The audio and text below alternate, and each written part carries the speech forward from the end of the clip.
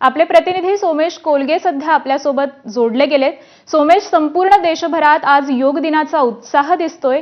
Yoga for one earth one health अशी या यंदाच्या योग दिनाची थीम देखील आहे आणि विशाखापट्टणम इथं नरेंद्र मोदी हे देखील योगाभ्यास करण्यासाठी पोहोचलेत। काय सांगशील? पंतप्रधान नरेंद्र मोदी यांच्या उपस्थितीमध्ये आंतरराष्ट्रीय योग दिनाचा कार्यक्रम विशाखापट्टणम येथे संपन्न होतोय। सुमारे 5 लाख लोकांनी यामध्ये सहभाग नोंदवला आहे अशी माहिती मिळते। पंतप्रधान नरेंद्र मोदी यांच्या स्वागतासह आंतरराष्ट्रीय योग दिन साजरा करण्यासाठी संपूर्ण विशाखापट्टणम नगरी सज्ज झालेली आहे। आपण पाहिलं तर विशाखापट्टणमच्या या समुद्र किनाऱ्यावरून थेट समोर हा नेव्हीचा बेस दिसतो। असंख्य नौदलाच्या युद्ध नौका देखील समुद्रामध्ये तरंगतायत।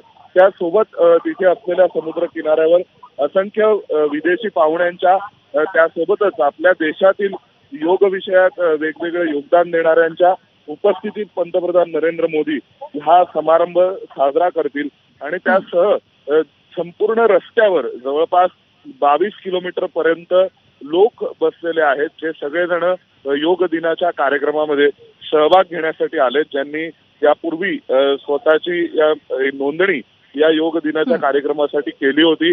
जवळपास 22 किलोमीटरचा संपूर्ण रस्ता हा पंतप्रधान नरेंद्र मोदींच्या सोबत योग दिनाच्या कार्यक्रमामध्ये सहभागी होण्यासाठी आलेल्या सर्वसामान्य लोकांनी भरलेला आहे। या रस्त्यावरून नरेंद्र मोदी कदाचित आज रोड शो देखील करणार आहेत अशी शक्यता वर्तवली जाते आणि या संपूर्ण कार्यक्रमाच्या निमित्ताने असंख्य नवे विश्वविक्रम प्रस्थापित केले जात आहेत। त्यामध्ये एकत्रित सर्वाधिक संख्येने योग अभ्यास करणं याविषयीचा एक विश्वविक्रम आहे।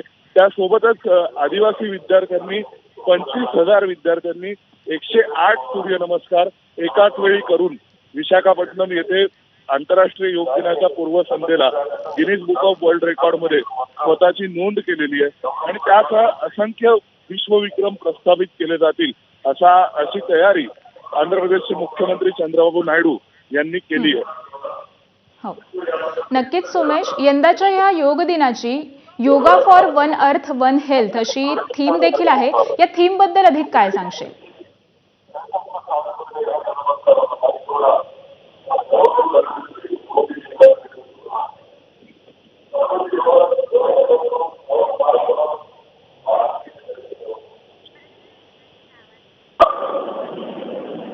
सोमेश, काही तांत्रिक कारणांमुळे आपला आवाज पोहोचत नाहीये।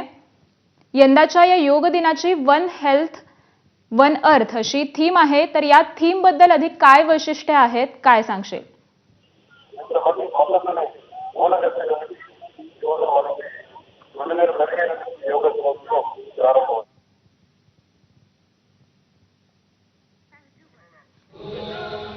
तर काही तांत्रिक कारणांमुळे सोमेश कोलगे आपल्या प्रतिनिधींशी आपला आवाज जोडला जात नाहीये। धन्यवाद सोमेश, आपण दिलेल्या या माहितीबद्दल। तर विशाखापट्टणम मधून ही थेट दृश्य आपण पाहतोय। पंतप्रधान मोदींसह सर्व केंद्रीय मंत्री हे देशभरात विविध शहरांमध्ये योगाभ्यास करणार आहेत। पंतप्रधान मोदी हे आंध्र प्रदेशातील विशाखापट्टणम आरके बीचवर सुमारे 5 लाख लोकांसोबत योगाभ्यास करतायत। 40 देशांचे राजदूत देखील या विशाखापट्टणम इथं योग करणार आहेत।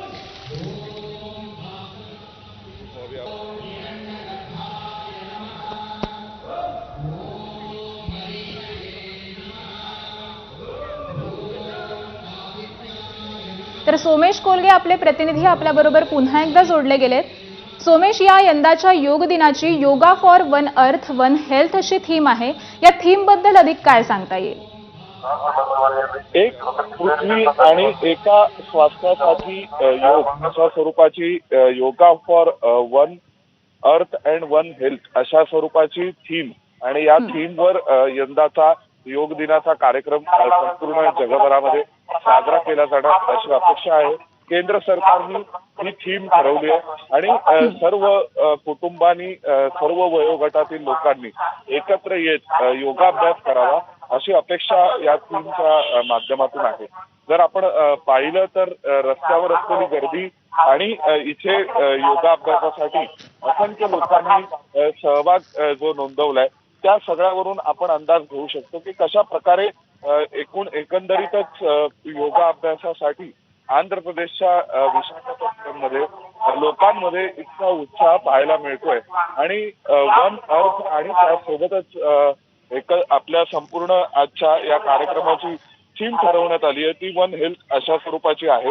त्यामुळे आंतरराष्ट्रीय विषय दृष्टिकोनातून सुद्धा या संपूर्ण कार्यक्रमातून एक प्रकारचा मेसेज देण्याचा प्रयत्न हा भारताच्या वतीने होणार आहे आणि तो निश्चितच या योग दिनाच्या अनुषंगाने सगळ्यांना दिला जाणार आहे.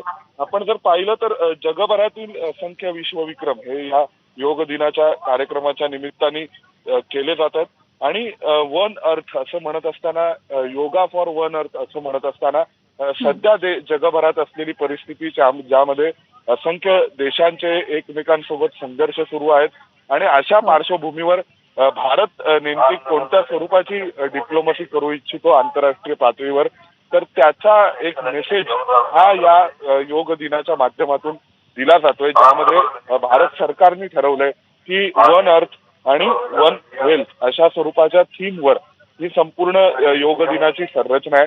आपल्याला सर्वांना माहिती आहे की ज्यावेळी आंतरराष्ट्रीय योग दिन ठरवण्यात आला तेव्हा देखील भारताने संपूर्ण आंतरराष्ट्रीय पातळीवर एक यशस्वी डिप्लोमसी केली होती आपल्या स्वतःच्या माध्यमातून आणि त्यामुळे असंख्य देशांनी स्वतः या संपूर्ण योग दिनाच्या कार्यक्रमालाही पाठिंबा दिला होता आणि स्वतः या सगळ्यामध्ये सहभाग घेण्यासाठी उत्साहही दाखवला होता. जसा परिणाम म्हणून 21 जून हा दिवस आंतरराष्ट्रीय योग दिन म्हणून निश्चित करण्यात आला. त्यामुळे आंतरराष्ट्रीय स्तरावर जगाला एकत्र आणण्याची ताकद योगाभ्यासामध्ये आहे आणि योग हा असा विषय आहे की जो भारताने यशस्वीपणे आंतरराष्ट्रीय पातळीवर मांडल्यावर असंख्य देशांनी आपले मतभेद आणि सर्व प्रकारच्या भेदभावांना मागे सारून पुढे येऊन एकत्रितपणे योग दिन म्हणून 21 जूनची निश्चिती केली होती. तर त्यानंतर जर आपण आता पाहिलं तर आज वन अर्थ आणि वन हेल्थ असं म्हणत असताना या जगाच्या सध्या सुरू असलेल्या परिस्थितीच्या अनुषंगाने भारताची अपेक्षा काय आहे किंवा जगाची अपेक्षा काय आहे तर त्या विषयाच्या अनुषंगाने आज संपूर्ण जग हे एक आहे आणि योग किंवा असे असंख्य विषय आहेत की ज्या विषयामध्ये सर्व प्रकारचे मतभेद सर्व प्रकारचे संघर्ष टाळून सर्व देश किंवा एक मानव जाती म्हणून एकत्र येऊ शकतात आणि हा मेसेज देण्याचा प्रयत्न आजच्या या योग दिनाच्या कार्यक्रमातून केला जाणार आहे. यामध्ये जवळपास 40 देशाचे प्रतिनिधी सहभागी होत आहेत. त्यामुळे एक प्रकारची आंतरराष्ट्रीय स्तरावरती यशस्वी कूटनीती ही भारताला आंतरराष्ट्रीय स्तरावरती द्यायचा असलेला शांततेचा आणि ऐक्याचा मेसेज देखील या योग दिनाच्या थीमच्या माध्यमातून संकल्पनेच्या माध्यमातून दिला जातो असं आपण म्हणू शकतो. आणि त्याच वेळी भारतीय लोकांमध्ये असलेला योग दिनाबाबतचा उत्साह हा देखील जर आपण पाहिला तर त्यातूनही एक आरोग्याविषयी जी जनजागृती अपेक्षित आहे ती जनजागृती या योग दिनाच्या अनुषंगाने केली जाईल अशी अपेक्षा आयुष मंत्रालयाची आहे आणि त्यामुळे या संपूर्ण अशा परिस्थितीच्या पार्श्वभूमीवर हा योग दिनाचा कार्यक्रम त्यासोबत आणखीन एक जर आपण महत्वाची गोष्ट लक्षात घेतली तर ती म्हणजे पंतप्रधान नरेंद्र मोदींच्या सरकारमधील एक महत्वाचा घटक असलेला चंद्रबाबू नायडू यांच्या आंध्र प्रदेशामध्ये हा कार्यक्रम केला जातोय.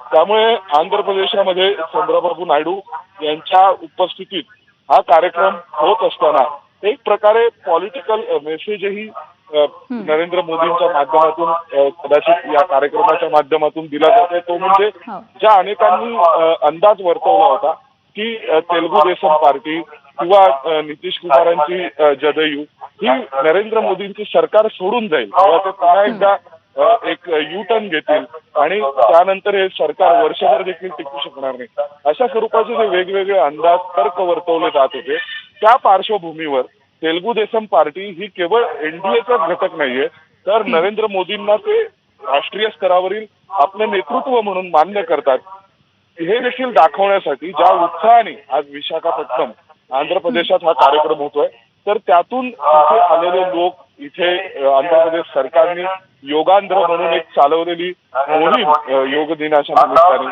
आणि इतक्या मोठ्या संख्येने विशाखापट्टणम मध्ये येथे उपस्थित असलेले लोक, या सगळ्यातून जो मेसेज आहे तो पॉलिटिकल मेसेजही खूप स्पष्टपणे दिला जातोय. तो म्हणजे भारत सरकार किंवा सध्याचं नरेंद्र मोदींचं सरकार आणि त्या सरकारमधील सगळे घटक पक्ष हे त्यांच्यासोबत किती भक्कमपणे उभे आहेत. नक्कीच. सोमेश, आपण सांगितल्याप्रमाणे भारताने संपूर्ण जगालाच हा योग दिनाचं महत्त्व पटवून दिलेलं आहे. धन्यवाद सोमेश, आपण दिलेल्या या माहितीबद्दल. तर आपण ही दृश्य पाहतोय कुरुक्षेत्रमधून योग